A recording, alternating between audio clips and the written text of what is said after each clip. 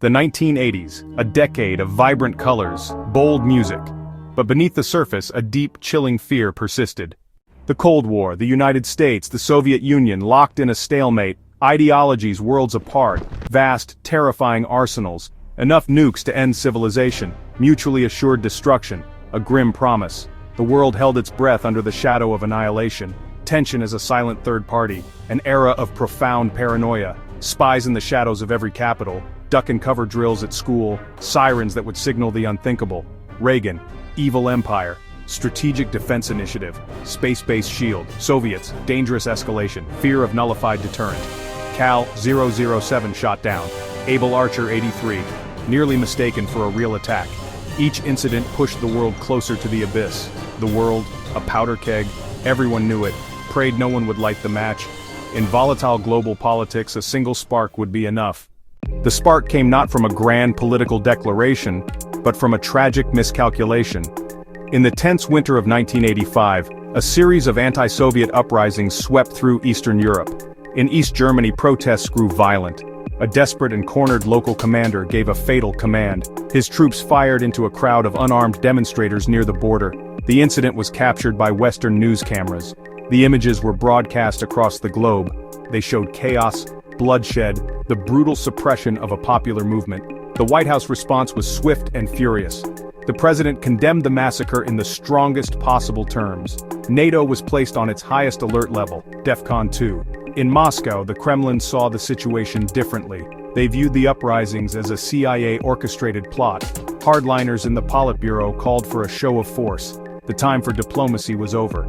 They chose to double down. Before the sun rose, the war began. It started not with a nuclear flash but with the roar of tank engines. Soviet T-72 tanks, Soviet T-80 tanks surged across the border into West Germany.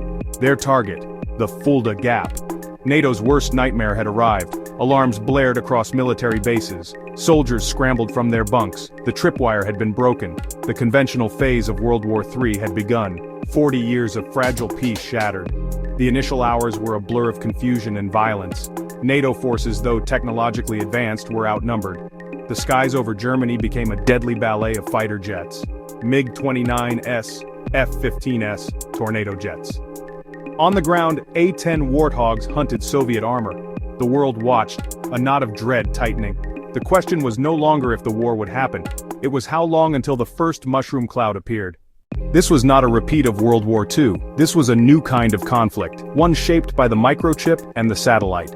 As tanks clashed in Germany, another war was being fought in silence. It was waged in the invisible realm of the electromagnetic spectrum. Before the first shot was fired, military satellites from both superpowers were already engaged. Soviet killer satellites maneuvered to blind American spy satellites. The US responded with experimental anti-satellite weapons launched from F-15 fighters. The battle for the high ground of space was critical. Whoever controlled the flow of information would have a decisive advantage on the battlefield below. On the ground, the computer was king. NATO's advanced command and control systems relied on a network of early computers. These systems allowed commanders to see the battlefield in something close to real time. They could track troop movements, coordinate airstrikes, and manage logistics with unprecedented speed. But this reliance was also a vulnerability. Soviet cyber warfare units, the predecessors to modern hackers, launched primitive but effective attacks. They used viruses and logic bombs to disrupt communication networks. A delayed order or a corrupted piece of intelligence could mean the difference between victory and annihilation for an entire battalion. The missile became the dominant weapon of the war. Not just the continent-killing ICBMs, but a whole family of smaller, smarter weapons. Cruise missiles launched from ships and planes hundreds of miles away flew low to avoid radar. They followed digital maps to strike enemy airfields and command centers with pinpoint accuracy. Anti-tank guided missiles like the American TOW and the Soviet AT-4 Spigot turned lone infantrymen into potent tank killers. This technology leveled the playing field. It meant that the raw numbers of the Warsaw Pact's armored divisions could be countered by smaller, more agile, and technologically superior NATO units. This technological arms race created a terrifying escalatory ladder. Both sides possessed tactical or battlefield nuclear weapons. These were smaller warheads designed to destroy enemy formations or fortified positions. The temptation to use them was immense. that a local decision, made in the heat of battle, could trigger a full-scale nuclear exchange. For civilians, the war turned the world upside down overnight. The vibrant, consumer-driven life of the 1980s vanished. In its place came rationing, blackouts, and a constant gnawing fear.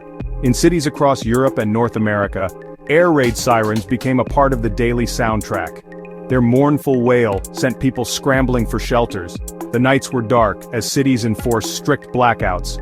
The darkness was punctuated only by the sweep of searchlights and the distant rumble of anti-aircraft guns. The news became a source of both information and terror. Television broadcasts were interrupted by grim-faced officials giving updates from the front, but there was also rampant misinformation. Governments controlled the flow of news, broadcasting propaganda to boost morale and demonize the enemy.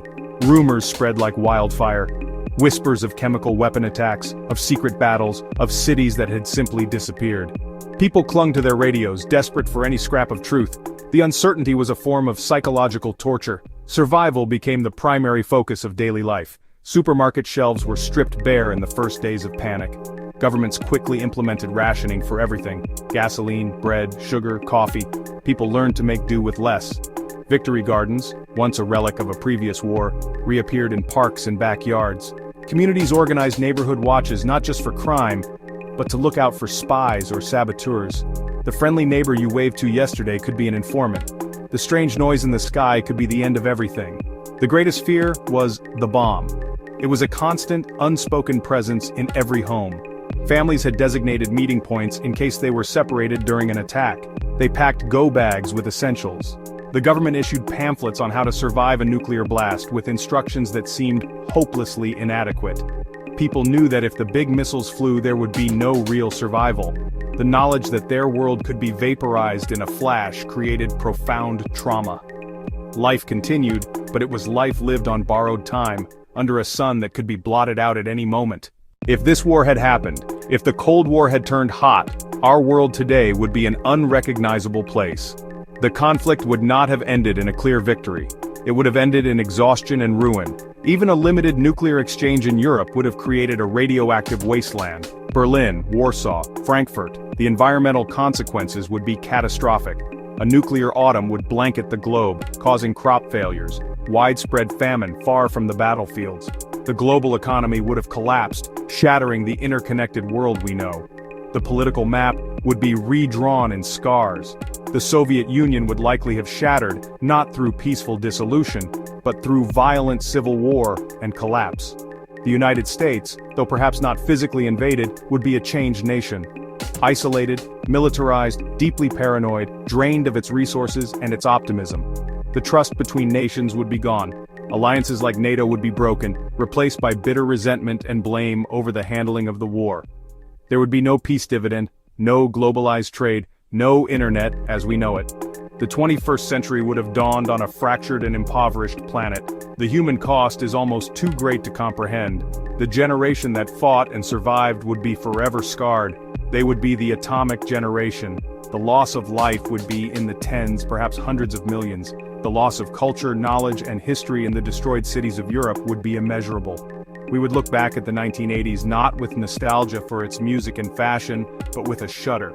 It would be remembered as the decade the world tried to commit suicide. Reflecting on this alternate history, on this path not taken, is a sobering exercise. It reminds us how close we came. The peace we have enjoyed, however imperfect, was never guaranteed. It was built on a knife's edge of terror, reason, and sheer luck. The end of the Cold War without a global conflagration is perhaps one of the greatest achievements of the 20th century. Our world of 2025, with all its challenges, is a paradise compared to the one that might have been. It is a world that was saved, not by a single hero, but by the collective, desperate decision to step back from the abyss, to choose a difficult peace over a simple total war.